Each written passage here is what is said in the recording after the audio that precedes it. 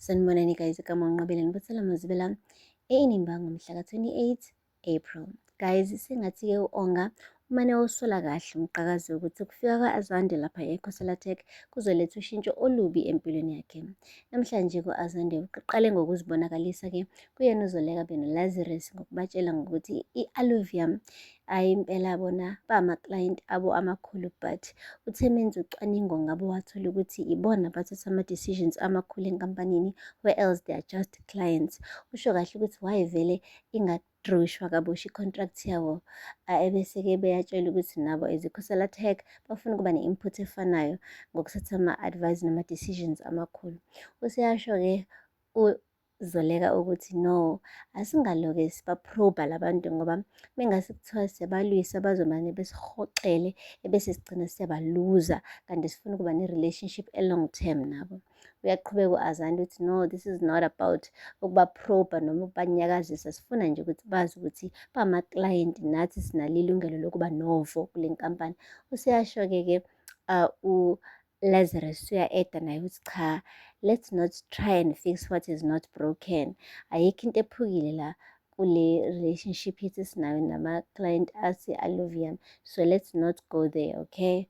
Hhayi u-Azande-ke ubonakala sengathi-ke disappointed ukuthi akayitholanga i-support kuZoleka beno-Lazarus, but then he moves on to the next level. Manje-ke usethi ucela i-ofisi ubhuti, i-ofisi eli-right for i-position yakhe yokuba yi-COO, kanti akupheli lapho. Useze waliqoka lelo ofisi ukuthi i-ofisi likabani.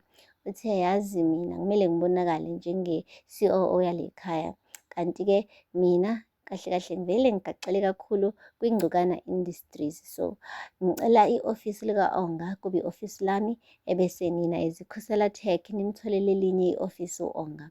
Hhayi-ke guys, umane nje uZoleka wavuma ngoba phela sikhumbule u-Azande uyilunga lomndeni.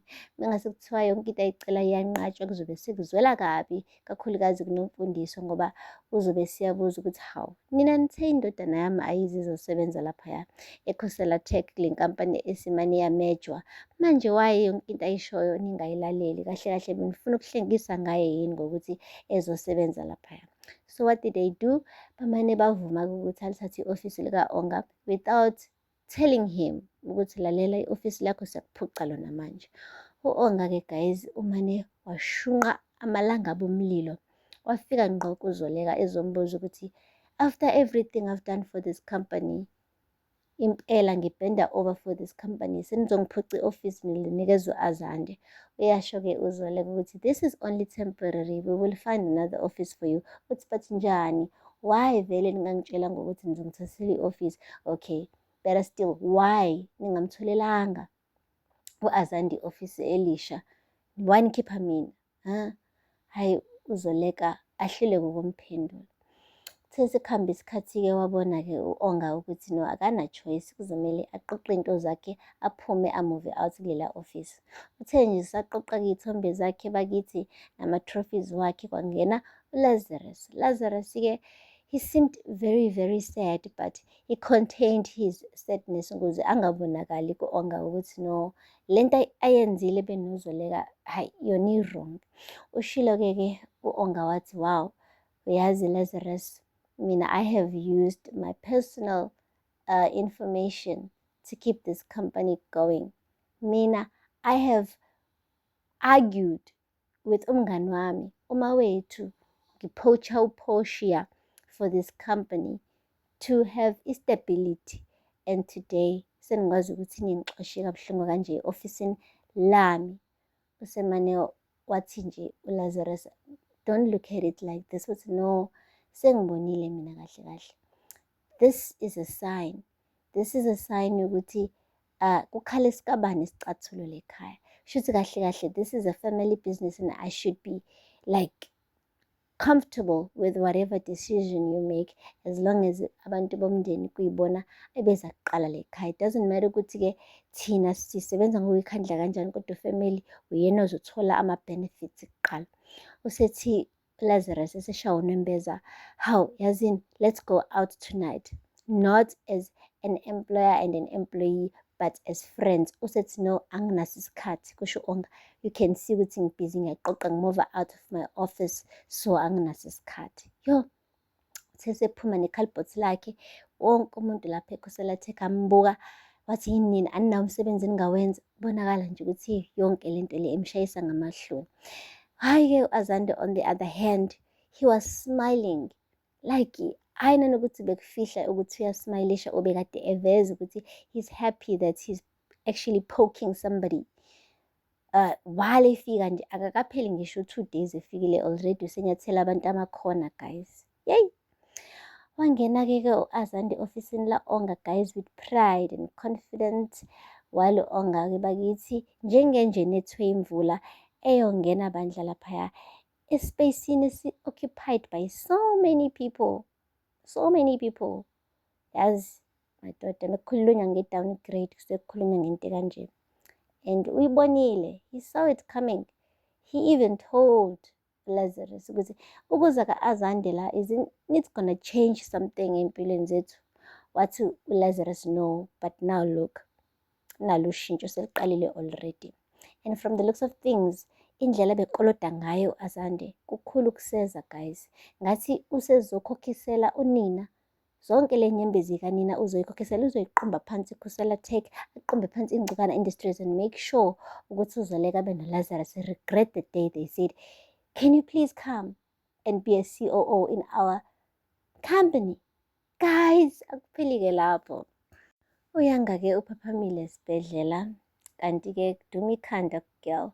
Useyamtshela-ke u-anti wakhe uNtiko ukuthi lalela-ke wena Nombomvu, ukuthi uneminyaka eyi-18 akutsho uba sekumele-ke manje uziphathise okwengane. Like yabona mase usuyi-adult kumele wazi ukuthi it comes with i-responsibility. Njengoba usukwazi usela izinyembezi zikaFaro udakwe ngale ndlela owenze ngayo, kumele wazi ukuthi konke lokho kuneziphumo zakhona. Zinakekeleke mntanami, ungadlovi. Thina lekhaya usesho laphaya kamabandla, hey besisanda ukucula amagugu-ke, akusamele siphinde futhi sicula amanye ngenxa yobudedengu bakho. Uthe kusanjalo kwabe kungena-ke uNtwaki, umngani wakhe. Washo kumngani wakhe ukuthi hey mngani, uyatrenda. Wathi eyi ndiyazi chumi. Wathi bathina abantu, uthi abanye bathi ubukade uzenzisa, uthanda i-attention.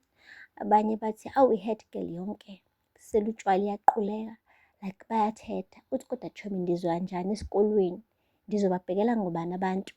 USomila yena uthini ngami? Uthi yamazi uSomila vele uyile nhlobo ethulayo, so angazi ukuthi ucabangani. Wathi mngani, ngikulethela i-homework but ungakhathazeki, ngizokunikeza yona masusululeme kahle, khona ngizokunikeza nama-advice ukuze uketch-uphe kahle esikolweni. Hayi guys, uNtwaki-ke uyazama ukuba supportive, but hey, cishe wayimotsha impilo yomntana. Sho kuthiwa be careful of the friends you choose. Yena bandla, she means well, kodwa sonke isikhathi memnikeza i-advice ehlezi izomfaka enkingeni. Because at first wamnikeza ama-condoms lo girl, wabanjwa washawa kubo. Manje kubo kuthiwa akenziwe luphathi because bayamphanisha. Ugirl uphuma ngale umenzela birthday party eyi-surprise. Kwiqiqi useyaphuza kakhulu untombo, usegcina uselala esibhedlela. So angazi okwamanje uNtwaki angeke ngithi umngane o-right for uyanga, but eyi yonke into amnikeza yona okwamanje iyamshisa njengelahle lomlilo, guys. Anyway, aphela lapho kamazibela namhlanje. Ningakhohlwa ukusubscribe and like and comment. Until next time, bye. Sanibonani guys, igama unqabile nibuthela mazibela eNimba ngomhla ka-28 April. Guys, sengathi-ke u-Onga umane usola kahle umqakazi ukuthi kufika ka-Azande lapha eCosalatech kuzoletha ushintsho olubi empilweni yakhe. Namhlanje